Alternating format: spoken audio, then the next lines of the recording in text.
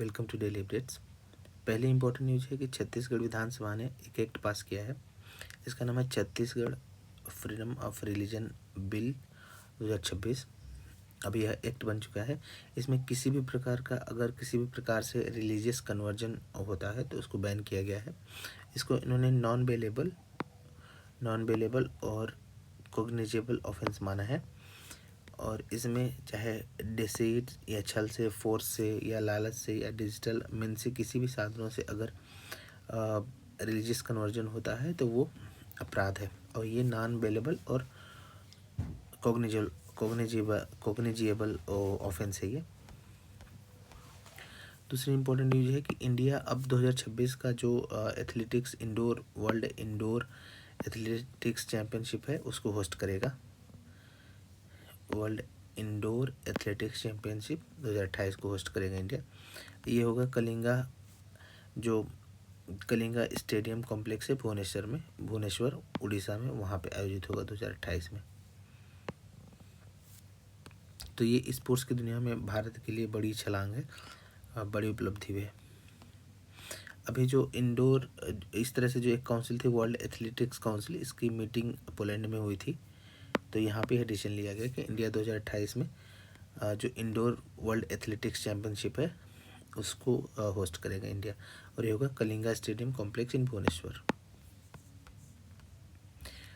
प्रत्येक वर्ष 20 मार्च को वर्ल्ड स्पैरो डे वैश्विक गौरैया दिवस मनाया जाता है। अब ये 2010 से भारत में मनाया जा रहा है। अब एक संस्था है भारत की nature forever society of India, ये इकोसिस एक्शन फाउंडेशन के साथ मिलकर ये मनाती है। 2010 में शुरू किया गया था। Nature forever society of India ecosys action foundation के साथ मिलकर मनाती है ये। अब ये क्या हाईलाइट करता है कि कैसे जो गौरैया है उस पर खतरे बढ़ रहे हैं और इनका जो नंबर है लगातार ये गायब होता जा रहा है, कम होता जा रहा है और ये अब धीरे धीरे डिक्लाइन हो रही हैं इनके नंबर। अब अर्बनाइजेशन, पॉल्यूशन और बदलती जीवन शैली के कारण इन पर काफ़ी खतरा है। स्पैरो जो गौरैया होती है plays a crucial role in maintaining ecological balance. ये इकोलॉजिकल बैलेंस मेंटेन करने में महत्वपूर्ण होती हैं। कैसे? पॉलिनेशन में कंट्रीब्यूट करती हैं और हेल्दी अर्बन मतलब इंसेक्ट पॉपुलेशन को कंट्रोल कर सकती हैं और अर्बन हेल्दी जो इकोसिस्टम है उसको मेंटेन कर सकती हैं। तो इस प्रकार से ये न केवल एक मतलब पक्षी होते हैं बल्कि एक हेल्दी इन्वायरमेंट का जो होती है उसके इंडिकेटर भी होती हैं, उसके संकेत भी करती हैं कि ये यहाँ का अगर इनकी संख्या ज़्यादा है तो इसका मतलब वहाँ का इन्वायरमेंट हेल्दी है। 20 मार्च को ही मार्टिर डे मतलब एक रानी अवंतीबाई थी मध्य प्रदेश, उस समय तत्कालीन मध्य प्रदेश रामगढ़ में। इनके जो शहादत दिवस उनका मार्टिरडम डे। तो वहाँ पे जो union home minister Amit Shah ji ने उन्होंने ट्रिब्यूट पे किया अवंतीबाई के मार्टिरडम डे पे। तो इनका जो रोल था 1857 के स्वतंत्रता संग्राम में, ये ब्रिटिशों के खिलाफ लड़ी थी और अगर मतलब उसके बाद इन्होंने अपनी ही शहादत दी थी कि इनको लगा कि हो सकता है कि अगर फोर्सफुली बंदी बना ले, तो इन्होंने अपनी शहादत दी थी रानी अवंतीबाई लोधी। तो इन्होंने 1857 के स्वतंत्रता संग्राम में इन्होंने भाग लिया था और अपनी ही शहादत दिया था। इन्होंने अंग्रेज़ों के खिलाफ लड़ी थी और ये 1831 से 1858 तक रामगढ़ जो उस समय मध्य प्रदेश में था, तत्कालीन मध्य प्रदेश में के रामगढ़ में इन्होंने शहादत दिया था। A key leader in first war of independence, she led an army of 4,000 against the British and eventually attained martyrdom on March 20, 1858। ये 4,000 की सेना के साथ अंग्रेज से लड़ी थी। भारत सरकार ने एक पैन इंडिया कैंपेन शुरू किया कि कैसे ऐसे बच्चों को जिन्होंने जिनका एनरोलमेंट कभी स्कूल में हुआ ही नहीं है या जो ड्रॉप आउट कर चुके हैं उसका एनरोलमेंट बढ़ाया जाए। तो एक अभियान शुरू किया है 20 मार्च को 2026 को मिनिस्ट्री ऑफ एजुकेशन ने, कैसे ऐसे बच्चे जो स्कूल में कभी गए ही नहीं या ऐसे बच्चे जो ड्रॉप आउट कर चुके हैं स्कूल से, तो उनको कैसे अब इनरोल उनको किया जाए। एक नेशन वाइड कैंपेन शुरू किया है मिनिस्ट्री ऑफ एजुकेशन में। अब वो कर रहा है। मेथड्स क्या क्या हो सकते हैं। National institute of open schooling के तहत वो ऐसे स्टूडेंट जा सकते हैं। गवर्नमेंट ने शुरू किया है स्कूल चलो अभियान। दूसरा, उत्तर प्रदेश जैसे स्टेट शुरू कर रहे हैं मतलब यूज ऑफ शारदा, एक पोर्टल है जहाँ पे ऐसे बच्चे रजिस्टर कराते हैं। स्कूल हर दिन आए पोर्टल और मोबाइल ऐप है, ये मोबाइल ऐप पर है, एक प्रकार का मोबाइल ऐप है जहाँ पे ऐसे बच्चे रजिस्ट्रेशन करते हैं।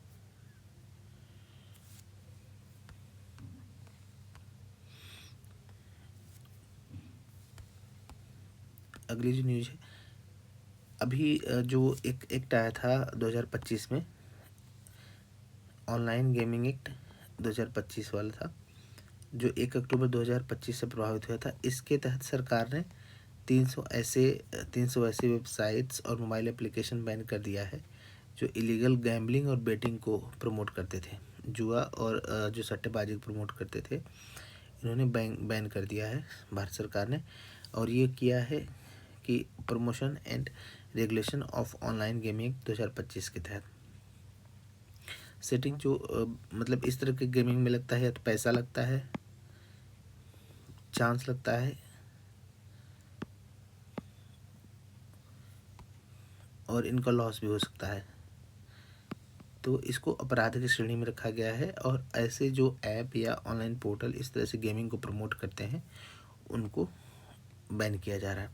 तो इस एक्ट के बाद लगभग 4900 ऐप को या टोटल पोर्टल्स को वो भारत सरकार बैन कर रही है। और इसमें 3 साल की सज़ा हो सकती है और 1 करोड़ तक फाइन हो सकता है फर्स्ट टाइम ऑफेंडर जो होंगे। इस एक्ट के तहत, ऑनलाइन गेमिंग एक्ट, इस एक्ट के तहत 3 साल तक की सज़ा हो सकती है फर्स्ट ऑफेंडर को और 1 करोड़ तक का जुर्माना हो सकता है। और बैंकिंग जो इंस्टीट्यूशन होते हैं उनको भी ये सख्त निर्देश है कि आप ऐसे अगर इस तरह से कोई ऐप बना रहा है या ऐसे गेमिंग को प्रमोट कर रहा है, रियल मनी ऑनलाइन गेम को, तो आप उसको फिनेंशियल सपोर्ट नहीं करेंगे।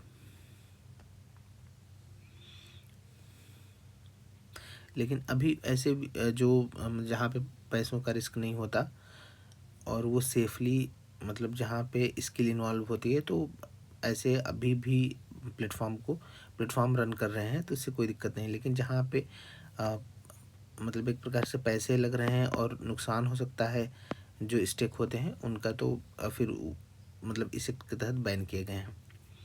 Any platform where money is invested to win और loss based on game outcome, मतलब अगर गेम आउटकम के आधार पर अगर आपका नुकसान या फ़ायदा तय हो रहा है तो उसको बैन किया जा रहा है। जैसे ड्रीम 11 था, अब ये फ्री हो चुका है, अब ये पैसे की बात नहीं करता ड्रीम 11।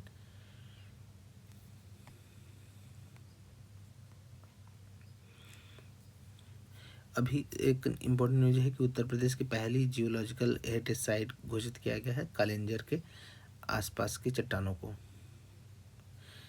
कि the hill region surrounding Kalinjar, मतलब कालिंजर के आसपास के जो पहाड़ी रीजन है उसको बांदा डिस्ट्रिक्ट में उत्तर प्रदेश में officially designated as national geo heritage site, ये ऑफिशियली डेजिग्नेटेड हो चुके हैं नेशनल जियो हेरिटेज साइट। इसका उद्देश्य है कि यहाँ पे एपार्शियन अनकन्फॉर्मिटी है, मतलब कि यहाँ पे जो जियोलॉजिकल हिस्ट्री है वो उनका क्रम नहीं मिल रहा है, जो चट्टानों का जियोलॉजिकल हिस्ट्री उसका क्रम से नहीं मिल रहा है, तो इसके कारणों का अध्ययन करने के लिए इसको जियोलॉजिकल हिस्ट्री मतलब एक तरीके से जियोलॉजिकल हेरिटेज साइट घोषित किया गया ऑफिशियली, और उत्तर प्रदेश में इस तरह की पहली साइट है।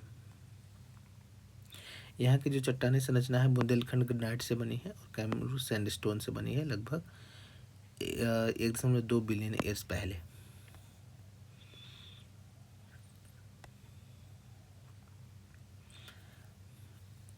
और जो कालिंजर जो एक तरीके से फोर्ट है यहीं पे है। कालिंजर फोर्ट विंध्यन रेंज में स्थित है। गुप्ता पीरियड का लगभग 4th सेंचुरी से 6th सेंचुरी AD। और यहाँ पे इसने पीक प्राप्त किया चंदेला डायनेस्टी के समय 9वीं से 13वीं सेंचुरी के समय ईस्वी में। और यहाँ पे मतलब कि लेटर कंटेस्ट, और ये जैसे जो मुस्लिम आक्रमणकारी थे गजनी, अकबर या मराठाओं के समय विवादित था काफ़ी, यहाँ पे कंटेस्टेड था। यहाँ पे एक तरीके से यहाँ पे संघर्ष की स्थिति बनी हुई थी। नीलकंठ महादेव टेम्पल यहीं पे है, विच फीचर्स अ ब्लू, यहाँ पे नीले कलर का शिवलिंग है।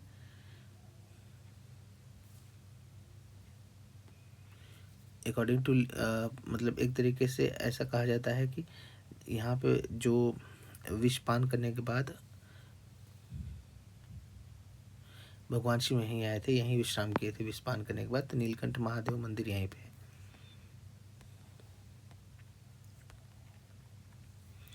प्रत्येक वर्ष 2025 से 21 मार्च को वर्ल्ड ग्लेशियर डे मनाया जाता है।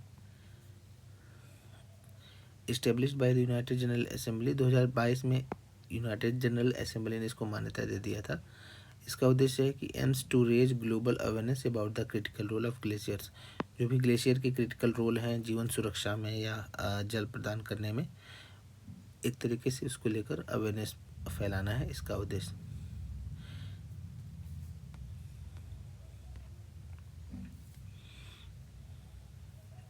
तो 2025 में ये शुरू हुआ था, 1 साल पहले। और इसके प्रमोटर हैं जो ऑफिशियली फैसिलिटेटर है यूनेस्को है और वर्ल्ड मेट्रोलॉजिकल ऑर्गेनाइजेशन है, ये मिलकर बनाते हैं। Glacier serve as nature's water tower. जो ग्लेशियर होते हैं नेचर के वाटर टावर के रूप में माने जाते हैं। और यहाँ पे 70% जो फ्रेश वाटर होता है, पेयजल होता है, पूरी दुनिया का या पूरी पृथ्वी का 70% जो फ्रेश वाटर होता है ग्लेशियर में ही होता है।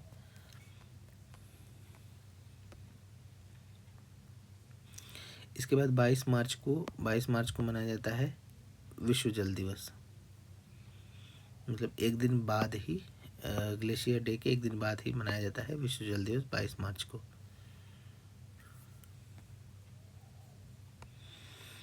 अभी जो ट्राइफेड है मिनिस्ट्री ऑफ ट्राइबल अफेयर्स के अंतर्गत, ट्राइफेड अब जो जनजातियों की जो भी कलाकृतियाँ होती हैं या उनके उत्पाद होते हैं, उनके द्वारा बनाए गए उत्पाद होते हैं, अब उसको एक ब्रांड के नेम के तहत इसकी मार्केटिंग होगी।